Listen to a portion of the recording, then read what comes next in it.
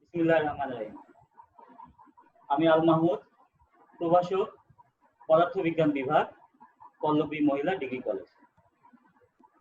শিক্ষার্থীরা, আজ আমি তোমাদের পদার্থবিজ্ঞান দ্বিতীয় পত্রের পঞ্চম অধ্যায় অর্থাৎ তাড়িত চুম্বক আবেশ ও পরিবর্তী প্রবাহ এই অধ্যায়ের উপর ক্লাস নেব। তোমরা জানো আমি এই অধ্যায়ের উপর ইতিপূর্বে আরো 2টি ক্লাস নিয়েছি, অর্থাৎ এই অধ্যায়ের উপর আজ আমার তৃতীয় ক্লাস। তো শিক্ষার্থীরা, আমি তোমাদের গতদিন যেই বিষয় সম্পর্কে আলোচনা করেছিলাম সর্বশেষ, এই বিষয়ের সর্বশেষ অংশটা ছিল পারস্পরিক আবেশ। পারস্পরিক আবেশ, ওই পারস্পরিক আবেশটা কি সেটা তোমাদের আবার একটু মনে করিয়ে দিই এবং সেখান থেকে আমরা আজ শুরু করব। তো চিত্রটা খেয়াল করো সবাই।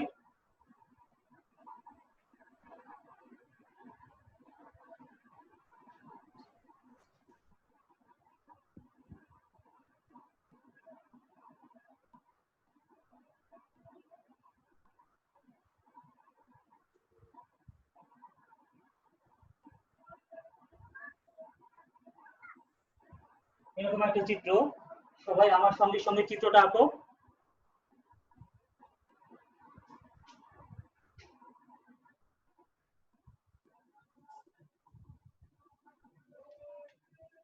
আমার সঙ্গে সঙ্গে সবাই চিত্রটা এঁকে ফেলো। আচ্ছা, তো এই প্রথম যে কুণ্ডলী এটাকে বলা হয় মুখ্য কুণ্ডলী, যার ইংরেজি হচ্ছে প্রাইমারি। প্রাইমারি কুণ্ডলী, এই জন্য এটাকে পি দিয়ে প্রকাশ করা হয়। দ্বিতীয় যে কুণ্ডলী এটাকে বলা হয় গৌণ কুণ্ডলী, ইংরেজিতে বলা হয় সেকেন্ডারি কয়েল, এই জন্য এটাকে এস দিয়ে প্রকাশ করা হয়। এটা হচ্ছে মুখ্য কুণ্ডলী প্রাইমারি, গৌণ কুণ্ডলী সেকেন্ডারি। আচ্ছা, এখন দেখো, আমরা আগের দিন দেখেছিলাম যখন মুখ্য কুণ্ডলীতে তড়িৎ প্রবাহের পরিবর্তন ঘটে তখন গৌণ কুণ্ডলীতে একটা তড়িৎচালক শক্তি অর্থাৎ তড়িৎ প্রবাহ পাওয়া যায়। তড়িৎচালক শক্তি এবং তড়িৎ প্রবাহ পাওয়া যায়। এই পাশাপাশি দুইটা কুণ্ডলী রেখে এদের যে কোনো একটাতে যদি আমরা তড়িৎ প্রবাহ পরিবর্তন ঘটাই তাহলে তার পার্শ্ববর্তী কুণ্ডলী সেখানে তড়িৎচালক শক্তি এবং তড়িৎ প্রবাহ পাওয়া যায়। এই যে বিষয়টা, এই বিষয়ের উপর ভিত্তি করেই কাজ করে হচ্ছে একটা বৈদ্যুতিক যন্ত্র যার নাম হলো ট্রান্সফরমার। এই যন্ত্রের নাম কি? ট্রান্সফরমার। তাহলে আজকে আমাদের আলোচনার বিষয় হলো ট্রান্সফরমার। আজকে আমাদের আলোচনার বিষয় হলো ট্রান্সফরমার। তো তোমরা আলোচনার যে টপিকটা সেটার নাম দেখো, ট্রান্সফরমার।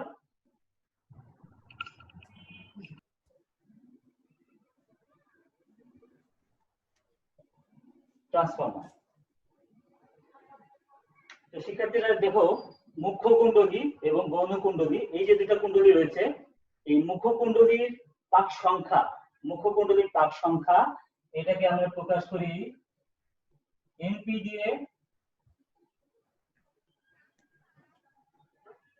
এবং গৌণ কুণ্ডলীর পাক সংখ্যাকে আমরা প্রকাশ করি কি দিয়ে? এনএস দিয়ে। মুখ্য কুণ্ডলীর পাক সংখ্যাকে এনপি দিয়ে প্রকাশ করি আমরা, আর গৌণ কুণ্ডলীর পাক সংখ্যাকে এনএস দিয়ে প্রকাশ করি। তো মুখ্য কুণ্ডলীতে যে তড়িৎচালক শক্তি আবিষ্ট হয় অর্থাৎ যে তড়িৎচালক শক্তি এখানে পাওয়া যায় সেইটা ধরা যাক ইপি, আর গৌণ কুণ্ডলীতে যে তড়িৎচালক শক্তি পাওয়া যায় সেটা ধরা যাক ইএস। মুখ্য কুণ্ডলীর তড়িৎচালক শক্তি হলো ইপি এবং গৌণ কুণ্ডলীর তড়িৎচালক শক্তি হলো ইএস। আচ্ছা, তো আমরা এর আগে ফ্যারাডের দ্বিতীয় সূত্রে শিখেছিলাম, সেখানে কি ছিল যে যে কোন একটা কুণ্ডলীতে যে তড়িৎচালক শক্তি আবিষ্ট হয় সেই তড়িৎচালক শক্তি E সমান minus N degree of phi.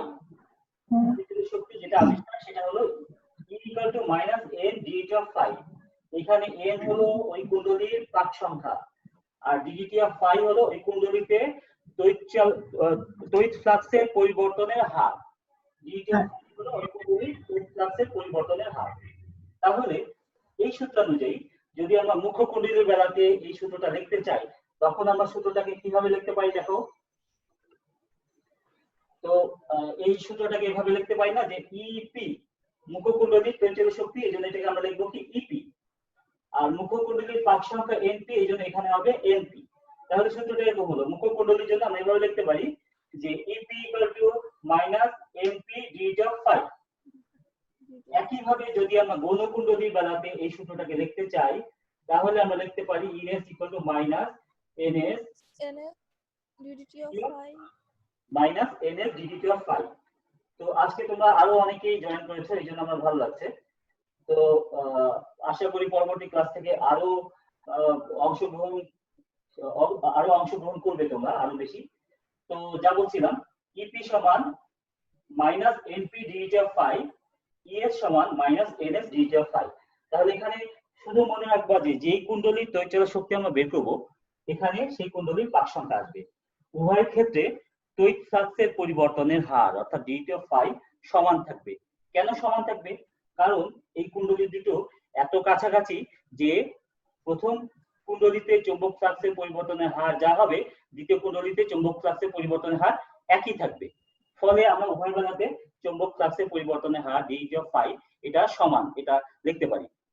তাহলে কি হলো, ইপি সমান minus N DT of phi, ES সমান minus NS DT of phi. প্রথমটাকে সমীকরণ 1, দ্বিতীয়টাকে সমীকরণ 2 যদি দেই, তাহলে খেয়াল করো যে আমরা যদি 1 কে ভাগ করি 2 দিয়ে, তাহলে কি পাই? বাম দিকে থাকবে কি ইপি বাই এস না? বাম দিকে থাকবে ইপি বাই এস। আচ্ছা, ডান দিকে কি থাকবে বলতো? np by ns। NP by NS, right, NP by NS. তাহলে কি দাঁড়ালো যে ইপি বাই এস সমান এনপি বাই এনএস। এটা হলো ট্রান্সফরমারের একটা সূত্র। ট্রান্সফরমারের তড়িৎ শক্তি আমরা বেশি পাবো নাকি কম পাবো, সেটা এই সূত্রের সাহায্যে আমরা নির্ণয় করতে পারি। তাহলে এই সূত্রটা আমরা পেলাম যেটা, সেই সূত্রটা আমি একটু বিশ্লেষণ করি। সূত্র থেকে কি কি জানা যাচ্ছে এই বিষয়টা আমাকে বিশ্লেষণ করি। তো দেখো, এখানে দেখা যাচ্ছে যে তড়িৎ শক্তি যেটা পাওয়া যাবে সেটা হলো ওই কুণ্ডলীর পাক সংখ্যার সমানুপাতিক। অর্থাৎ যদি এরকম হয় যে মুখ্য কুণ্ডলীর তুলনায় গৌণ কুণ্ডলীর পাক সংখ্যা যদি বেশি হয়, তাহলে মুখ্য কুণ্ডলীতে যে ভোল্টেজ দেওয়া হবে গৌণ কুণ্ডলীতে তার চেয়ে বেশি ভোল্টেজ পাওয়া যাবে। এরকম হবে না?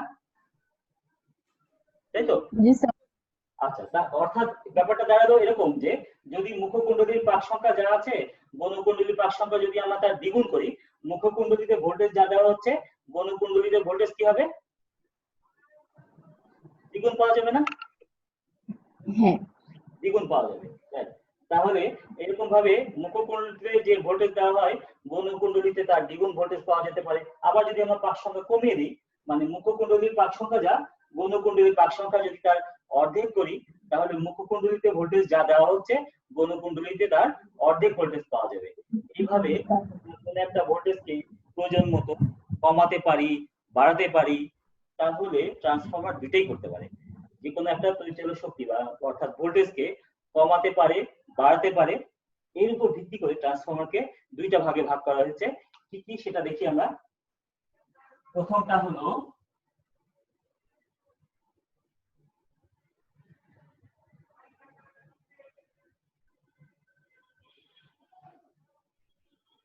হলো উচ্চধাপী ট্রান্সফরমার। অর্থাৎ যখন কিনা মুখ্য কুণ্ডলীতে ভোল্টেজ যা দেওয়া হবে গৌণ কুণ্ডলীতে তার চেয়ে বেশি ভোল্টেজ পাওয়া যাবে, তখন সেটাকে আমরা বলবো কি উচ্চধাপী।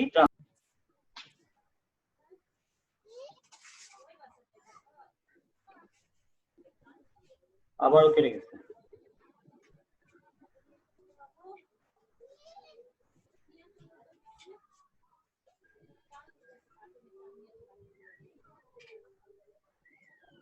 আচ্ছা, তো যা বলছিলাম শিক্ষার্থীরা, যখন ট্রান্সফরমারের মুখ্য কুণ্ডলীতে যে ভোল্টেজটা দেওয়া হবে গৌণ কুণ্ডলীতে তার চেয়ে বেশি ভোল্টেজ পাওয়া যাবে, তখন সেটাকে বলবো আমরা কি উচ্চধাপী ট্রান্সফরমার। উচ্চধাপী ট্রান্সফরমার। তাহলে এই ক্ষেত্রে শর্তটা কি দাঁড়ালো?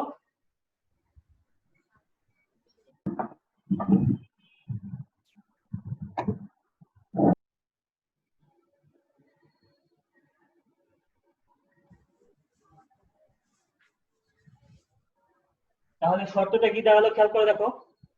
এই ক্ষেত্রে গৌণ কুণ্ডলীর পাক সংখ্যা মুখ্য কুণ্ডলীর পাক সংখ্যার চেয়ে বেশি হবে। তাতে হবে কি গৌণ কুণ্ডলীতে যে ভোল্টেজ পাওয়া যাবে তার মুখ্য কুণ্ডলীর চাইতে বেশি হবে। তখনই আমরা সেটাকে বলবো উচ্চধাপী ট্রান্সফরমার। অর্থাৎ যখন কিনা কোনো ট্রান্সফরমারের মুখ্য কুণ্ডলীর চাইতে গৌণ কুণ্ডলীর পাক সংখ্যা বেশি হয়, তখন সেই ট্রান্সফরমারের মুখ্য কুণ্ডলীতে যে ভোল্টেজ দেওয়া হয় গৌণ কুণ্ডলীতে তার চেয়ে বেশি ভোল্টেজ পাওয়া যায়। তখন সেই ট্রান্সফর্মারকে আমরা বলি উচ্চধাপী ট্রান্সফর্মার। আচ্ছা, তাহলে যদি এর বিপরীতটা হয় তখন কি বলা যায় দেখা যাক। নিম্নধাপী ট্রান্সফর্মার।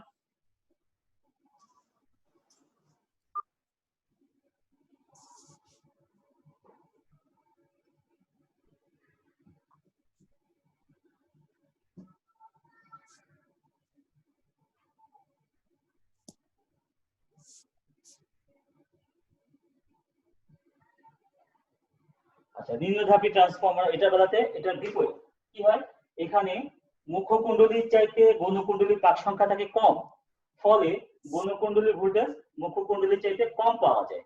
তাহলে এরকম ঘটনা যখন কিনা মুখ্য কুণ্ডলীতে যে ভোল্টেজ দেওয়া হয়েছে গৌণকুণ্ডলীতে তার চেয়ে কম ভোল্টেজ পাওয়া যায়, তখন সেই ট্রান্সফর্মারকে বলা হয় নিম্নধাপী ট্রান্সফর্মার। এটা ঘটে কখন, যখন গৌণকুণ্ডলীর পাক সংখ্যা মুখ্য কুণ্ডলীর পাক সংখ্যার চেয়ে কম হয়, তখন এটা ঘটে, তাই না?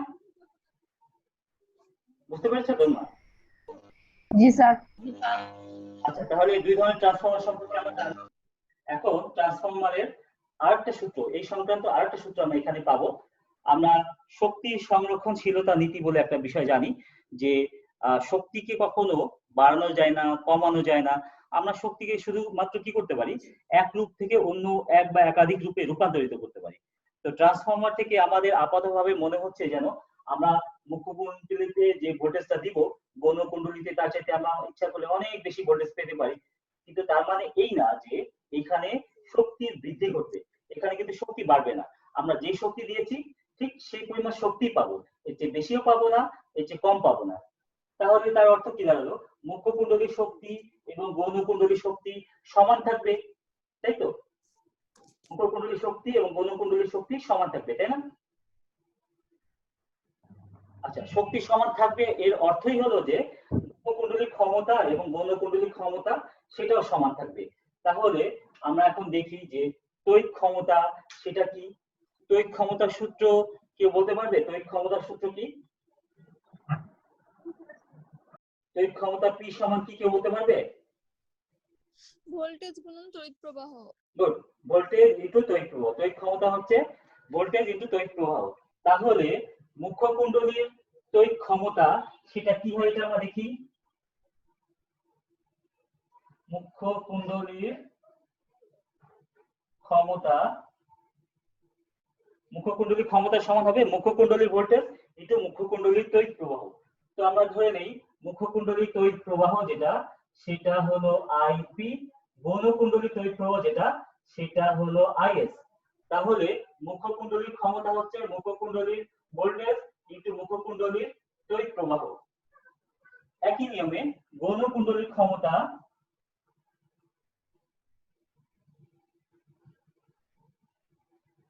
গৌণকুণ্ডলীর ক্ষমতা সেটা হবে গৌণকুণ্ডলীর ভোল্টেজ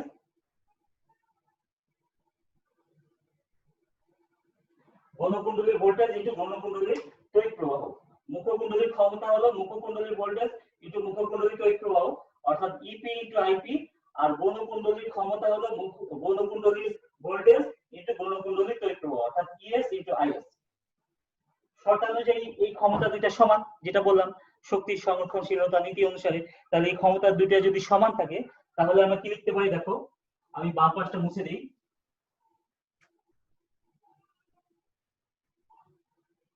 শর্ত অনুযায়ী আমরা কি লিখতে পারি, দেখো আমরা লিখতে পারি ইপি ইনটু আইপি সমান ইএস ইনটু আইএস, মানে মুখ্য কুণ্ডলীর ক্ষমতা আর গৌণকুণ্ডলীর ক্ষমতা সমান।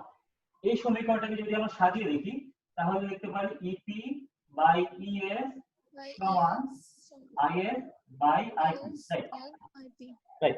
IS by IP. আচ্ছা, তাহলে ইপি বাই ইএস সমান আইএস বাই আইপি। আবার আগেই আমরা পেয়েছি ইপি বাই ইএস সমান এনপি বাই এনএস। তাহলে এই দুটো সমীকরণকে যদি আমরা একত্রিত করি তাহলে কি লিখতে পারি, দেখো সুতরাং লেখা যায় ইপি বাই ইএস সমান এনপি বাই এনএস সমান আইএস বাই আইপি। তাহলে এই সমীকরণগুলো আমাদের নির্দেশ করে, যেমন এই সমীকরণটার কথাই খেয়াল করো, এই সমীকরণটা নির্দেশ করে এরকম যে যদি আমরা ট্রান্সফরমারের সাহায্যে ভোল্টেজটাকে দ্বিগুণ বাড়াই তাহলে তড়িৎ প্রবাহটা ঠিক অর্ধেক হয়ে যাবে। ফলে কি হবে যে ক্ষমতা কিন্তু উভয় দিকে সমান থাকবে, অর্থাৎ শক্তির কিন্তু হ্রাস বৃদ্ধি ঘটবে না। এটাই নির্দেশ করে যে শক্তি আসলে কখনো কমেও না বাড়ে না, শক্তিকে কখনো বাড়ানো যায় না বা কমানো যায় না, শক্তির শুধু রূপান্তর সম্ভব। ট্রান্সফর্মার থেকেও এটা আমরা জানতে পারি। তাহলে আমরা এই সমীকরণটা মনে রাখবো, এটা আমি বক্স করে দিচ্ছি। সমীকরণটা আমরা মনে রাখবো, বিভিন্ন গাণিতিক সমস্যা সমাধান করার সময় আমাদের এই সমীকরণটা কাজে লাগবে। তো ট্রান্সফর্মার সম্পর্কে আমরা মোটামুটি জানলাম।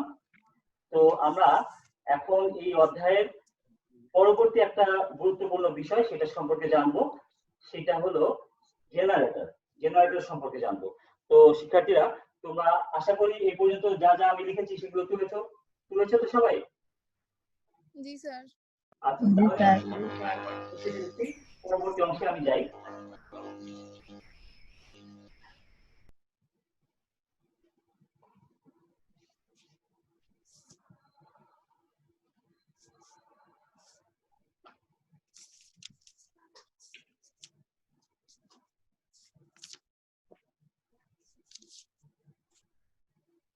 আমাদের পরবর্তী বিষয় সেটা হলো জেনারেটর।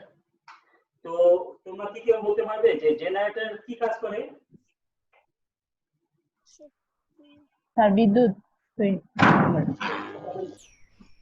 উৎপাদন করে, অর্থাৎ জেনারেটর বিদ্যুৎ উৎপাদন করে বলতে যান্ত্রিক শক্তি হোক বা অন্য কোনো যে কোনো শক্তি হোক, এই যান্ত্রিক শক্তিকে বিদ্যুৎ শক্তিতে রূপান্তরিত করে। বা অন্যান্য শক্তি যেমন অনেক সময় পারমাণবিক বিদ্যুৎ কেন্দ্রে পারমাণবিক শক্তিকে কাজে লাগিয়ে বিদ্যুৎ শক্তি উৎপাদন করে। অর্থাৎ জেনারেটরের মূল কাজ হচ্ছে বিদ্যুৎ শক্তি উৎপাদন। তো এটা কিভাবে কাজ করে সেটার মূল নীতিটা আমরা দেখি। কিন্তু মূল নীতি সম্পর্কে আমার তো ধারণা নেই।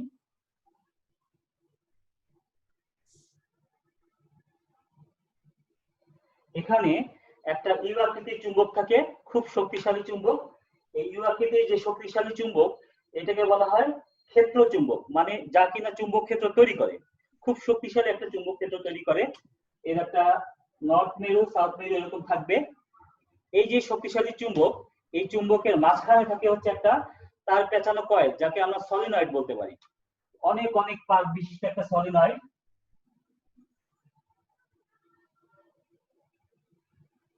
এরকম একটা অনেক পাক বিশিষ্ট সলিনয়েড থাকে। এই সলিনয়েডটাকে এই শক্তিশালী চুম্বক যেটা নর্থ সাউথ এর মাঝখানে খুব দ্রুত গতিতে ঘোরানো হয়। দ্রুত গতিতে যখন ঘোরানো হয় তখন কি হয়, এখানে চুম্বক ফ্লাক্সের পরিবর্তন হয়। তো ফ্যারাডের তাড়িত চুম্বক আবেশের নিয়ম অনুযায়ী যে কোনো কুণ্ডলীতে যখনই চুম্বক ফ্লাক্সের পরিবর্তন ঘটবে তখনই সেখানে তড়িৎচালিত শক্তি, তড়িৎ প্রবাহ ইত্যাদি উৎপন্ন হবে। জেনারেটর তাহলে এই একই কাজ হচ্ছে, এই শক্তিশালী চুম্বক ক্ষেত্রের মধ্যে একটা শক্তিশালী চুম্বক ক্ষেত্রের মধ্যে যদি আমরা একটা অনেক পাক বিশিষ্ট সলিনয়েডকে দ্রুত বেগে ঘুরাই, সেখানে চুম্বক ফ্লাক্সের পরিবর্তন হবে, ফলে তড়িৎচালিত শক্তি এবং তড়িৎ প্রবাহ পাওয়া যাবে। তো এই তড়িৎচালিত শক্তি এবং তড়িৎ প্রবাহ যেটা পাওয়া যাবে, এই সংক্রান্ত সমীকরণগুলো আমরা দেখব। তো তোমরা চতুর্থ অধ্যায়ে পেয়েছিলে যে চুম্বক ফ্লাক্স বলে একটা বিষয় আছে। তো চুম্বক ফ্লাক্স ফাই, এটার সূত্র হচ্ছে এ বি cos ওমেগা টি। এখানে কোনটা কি সেটা সম্পর্কে আমি তোমাদের আবার মনে করিয়ে দেই। চুম্বক flux phi, phi equal to A B cos omega T. এখানে এ হলো যে কুণ্ডলীর কথা আমরা বলছি সেই কুণ্ডলীর ক্ষেত্রফল, অর্থাৎ এই যে ট্রান্সফর্মারের ভিতরে যে সলিনয়েডের কথা বললাম, এই সলিনয়েডের ক্ষেত্রফল সেটা হলো এ। আর বি হলো এই যে ক্ষেত্র চুম্বকটা, এটা যে চুম্বক ক্ষেত্র তৈরি করলো সেই চুম্বক ক্ষেত্রের মান বা চুম্বক ক্ষেত্রের প্রাবল্য, সেটা হলো বি। আচ্ছা, ওমেগা টি, ওমেগা হচ্ছে এটা কৌণিক বেগ, যেই বেগে এটাকে ঘোরানো হচ্ছে, এটা হচ্ছে ওমেগা হলো কৌণিক বেগ।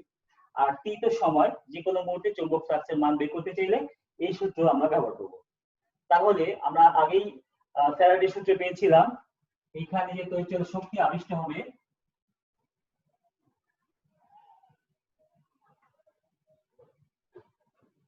এখানে যে তড়িৎচালিত শক্তি আবিষ্ট হবে সেই তড়িৎচালিত শক্তি ই সমান হবে minus N DDT of phi, minus N DDT of phi. এখানে এন হলো এই সলিনয়েডের প্রাক সংখ্যা, এন হলো প্রাক সংখ্যা। তাহলে ফাই এর মানটা আমরা এখানে বসিয়ে দিই, বসিয়ে দিয়ে দেখি কি হয়।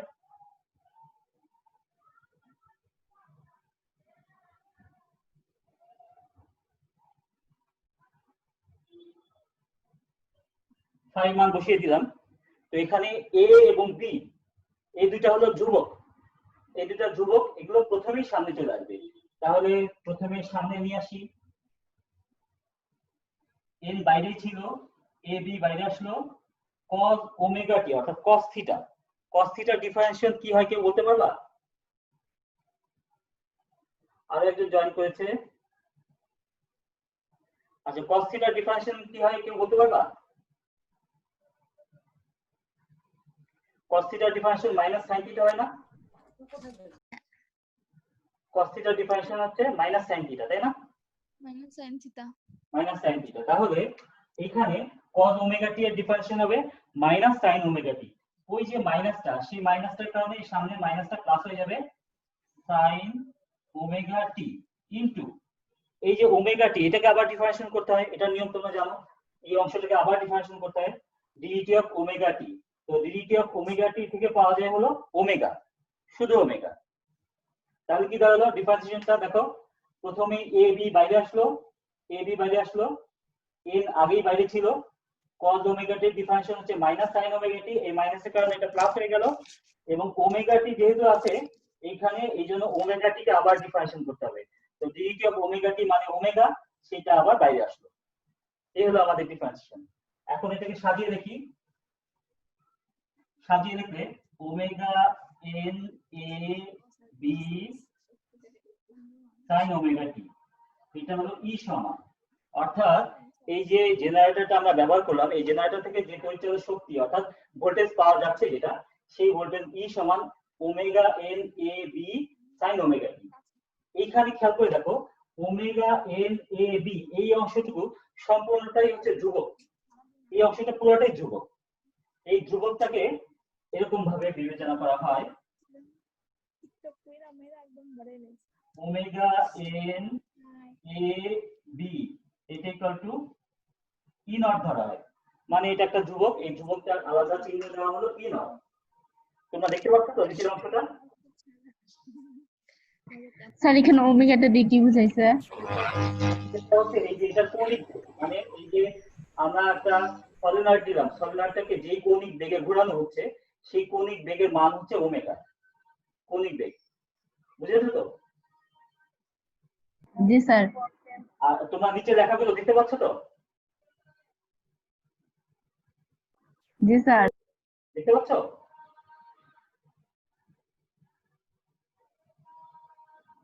আচ্ছা, তাহলে এই এখানে ওমেগা এন এ বি এটাকে ই নট যদি ধরা হয়, তাহলে শেষ পর্যন্ত ই সমান পাওয়া যায়, দেখো ই নট সাইন ওমেগা টি লেখা যায় এরকম, ই সমান ই নট সাইন ওমেগা টি লেখা যায় না? আচ্ছা, এরকম লেখা যায়। তাহলে এই জেনারেটর থেকে যে তড়িৎচালক শক্তি পাওয়া গেল, সেই তড়িৎচালক শক্তি ই সমান ই নট সাইন ওমেগা টি, এটা হলো জেনারেটর থেকে প্রাপ্ত তড়িৎচালক শক্তি। আচ্ছা, এখানে ই নটটা কি সেটা আমরা দেখি। ই নটটাকে আমরা বলবো কি তড়িৎচালক শক্তির সর্বোচ্চ মান। সর্বোচ্চ মান কেন বলছি? কারণ টি এর পরিবর্তনের সাথে সাথে সাইন ওমেগা টি এটার মানের পরিবর্তন হয়, ফলে ই এর পরিবর্তন হবে, অর্থাৎ ই এর মান একবার বাড়বে একবার কমবে। এই কিন্তু ই নট এটা কিন্তু নির্দিষ্ট, এই যে আমরা এখানে দেখেছি এই মানটাকে বলা হয় তড়িৎচালক শক্তি অর্থাৎ ভোল্টেজের সর্বোচ্চ মান। আর এখানে আরো একটা বিষয় খেয়াল করো যে যেহেতু সময়ের সাথে সাথে এই তড়িৎচালক শক্তিটা পরিবর্তন হচ্ছে, এই জন্যই এখানে এই জেনারেটর থেকে প্রাপ্ত যে তড়িৎচালক শক্তি এটাকে বলা হয় কি পর্যাবৃত্ত তড়িৎ প্রবাহ। পর্যাবৃত্ত তড়িৎ প্রবাহ, পর্যাবৃত্ত তড়িৎচালক শক্তি এগুলো বলা হয়, পর্যাবৃত্ত তড়িৎচালক শক্তি পাবো আমরা এখান থেকে। আচ্ছা, তো এখান থেকে তড়িৎ প্রবাহ যেটা পাওয়া যাবে সেটা সমীকরণটা আমরা দেখি তড়িৎ প্রবাহটা কি হয়। তো এই তড়িৎচালক শক্তিটা আমরা যেখানে ব্যবহার করব তার রোধ যদি আর হয়, তাহলে তড়িৎ প্রবাহ E equal to I equal to E by R, এটা লেখা যায় না? ওহমের সূত্র অনুযায়ী জানি আমরা I সমান V by R, এই সূত্রকে ব্যবহার করে আমরা লিখতে পারি এই ক্ষেত্রে প্রাপ্ত যে তড়িৎ প্রবাহ I সেটা সমান হবে কি তড়িৎচালক শক্তি বাই রোধ। এখানে আগে যেটাকে আমরা ভোল্টেজ V বলতাম সেটাই হলো এখানে তড়িৎচালক শক্তি E, অর্থাৎ V এর পরিবর্তে E ব্যবহার করলেই এখানে যে তড়িৎ প্রবাহ পাওয়া যাবে তার সমীকরণটা আমরা পাবো। অর্থাৎ কি দাঁড়ালো I সমান E বাই R। তো আমরা E এর মান বসিয়ে দিই, I সমান E naught sin omega T by R। তো এখানে খেয়াল করে দেখো E নট বাই R এই অংশটা আরেকটা ধ্রুবক,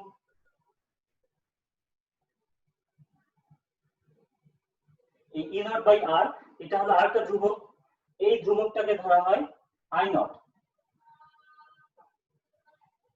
অর্থাৎ কি দাঁড়ালো, I সমান I নট sin ওমেগা টি, দাঁড়ালো কি যে I সমান I নট sin ওমেগা টি। তাহলে এখানে আমরা জেনারেটর থেকে প্রাপ্ত যে তড়িৎচালক শক্তি, পরিবর্তিত তড়িৎচালক শক্তি E সমান পেলাম E নট sin ওমেগা টি, যেখানে E নট সমান ওমেগা এন এ বি। এই সমীকরণটাও মনে রাখবে, আমি বক্স করে দিচ্ছি, এই সমীকরণটাও তোমরা মনে রাখবে, E নট হচ্ছে ওমেগা এন এ বি। আচ্ছা, এখানে যে পরিবর্তিত তড়িৎ প্রবাহ পাওয়া যায়, সেই পরিবর্তিত তড়িৎ প্রবাহ I সমান I নট sin ওমেগা টি, যেখানে E নট হচ্ছে সর্বোচ্চ তড়িৎচালক শক্তি, I নট হচ্ছে সর্বোচ্চ তড়িৎ প্রবাহ। জেনারেটরে এভাবে আমরা তড়িৎচালক শক্তি এবং তড়িৎ প্রবাহ পাই। তো শিক্ষার্থীরা আমরা এখানে E নট, E এবং I এই যে দুইটা সমীকরণ পেলাম, এদের জন্য দুইটা লেখচিত্র দেখতে পারি।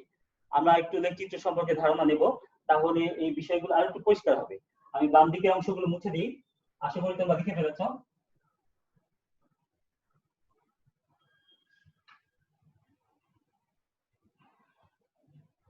তো দেখো E সমান E নট sin ওমেগা টি, অর্থাৎ এই সমীকরণটা একটা সাইনের সমীকরণ, কাজেই এই এর লেখচিত্র যেটা সেটা হবে একটা সাইন লেখচিত্র। কিরকম হবে তাহলে,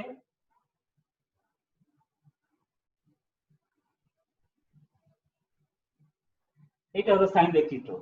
তাহলে এখানে x অক্ষের দিকে হলো সময় t, আর y অক্ষের দিকে হলো তড়িৎচালক শক্তি। এটা হবে তড়িৎচালক শক্তির লেখচিত্র। এইখান থেকে এইটুকু এটা হলো পূর্ণচক্র, অর্থাৎ এখানে সময়টা হবে পর্যায়কাল অর্থাৎ t, এখানে পর্যায়কালের অর্ধেক অর্থাৎ t/2,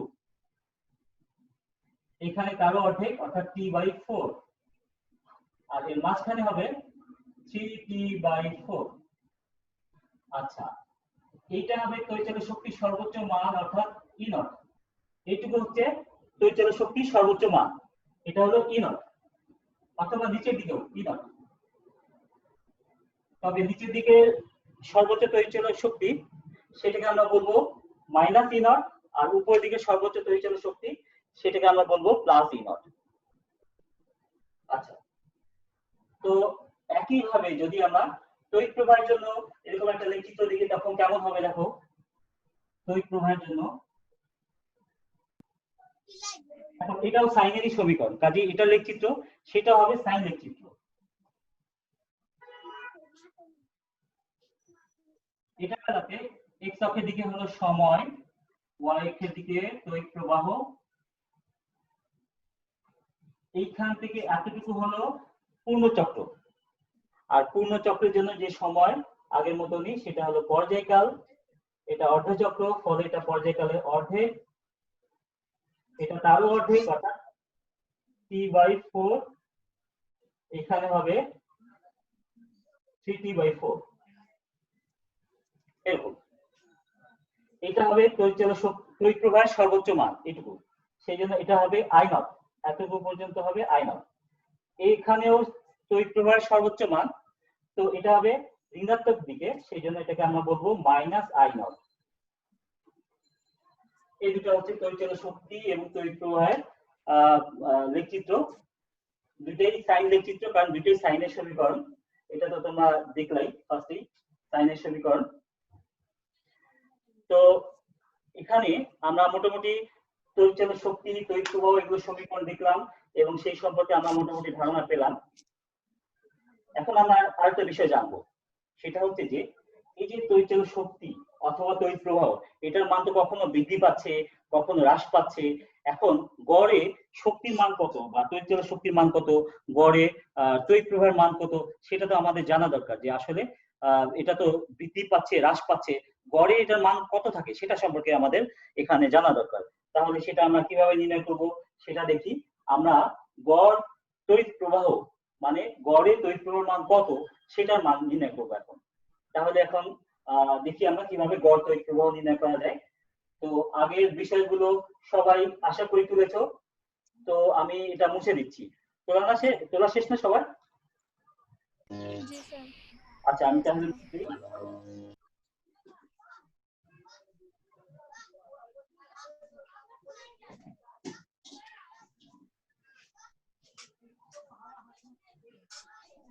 তাহলে আমরা এখন গড় তড়িৎ প্রবাহ নির্ণয় করব।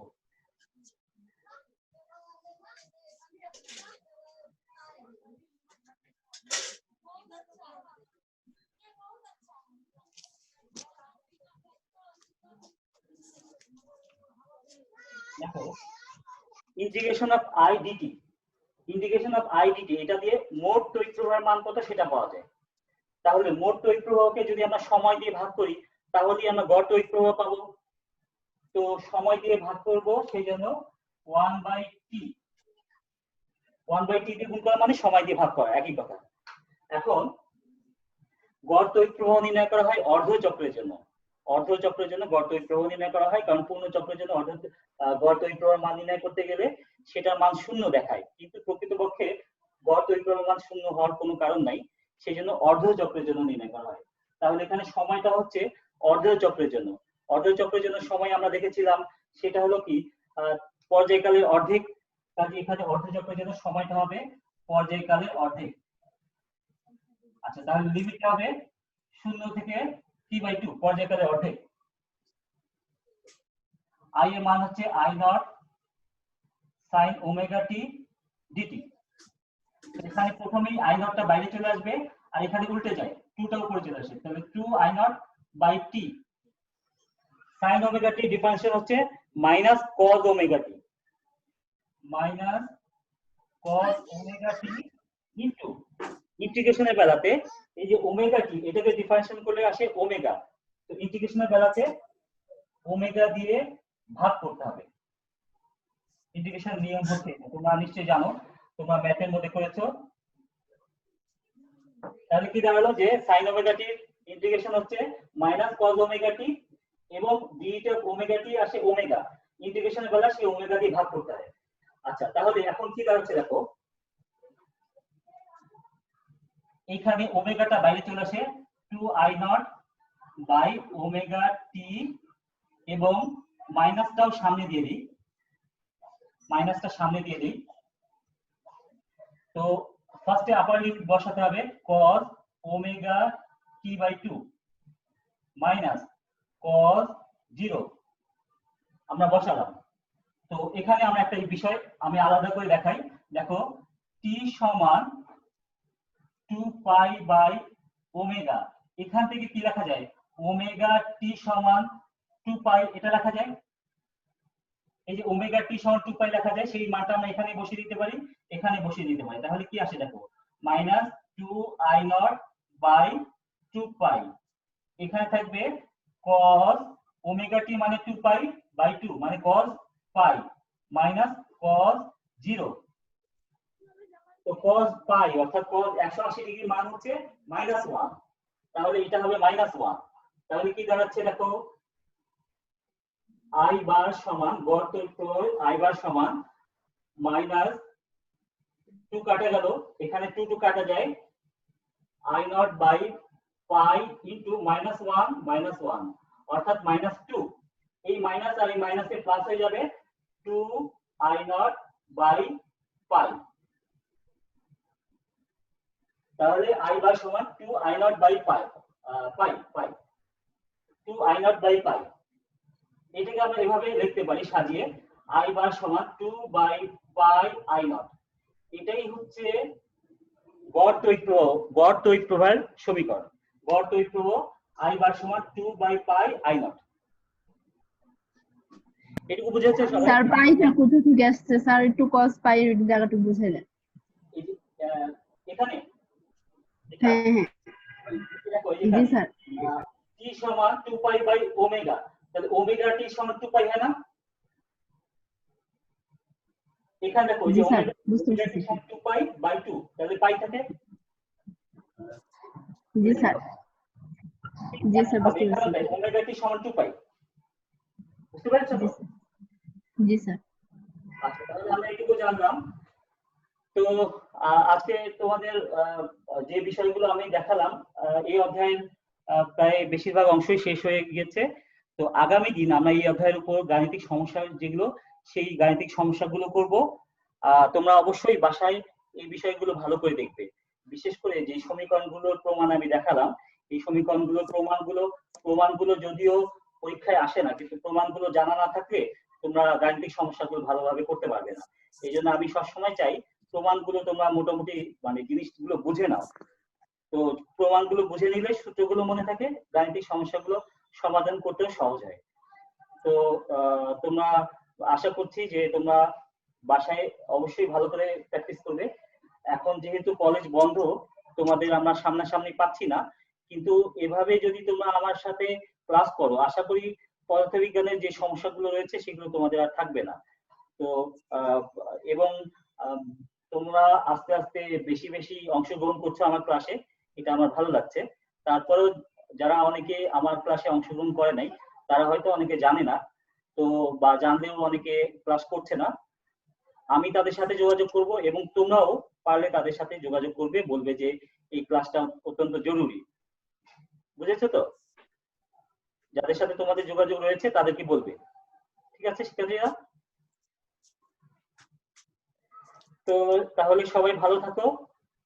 আবার তোমাদের সঙ্গে দেখা হবে বৃহস্পতিবার 11টার সময় তোমাদের সঙ্গে আমার সাথে হয়েছে। ওই ক্লাসে আমরা গাণিতিক সমস্যাগুলো করব। ঠিক আছে? জি স্যার। ঠিক আছে, তাহলে ভালো থাকো সবাই। আল্লাহ হাফেজ।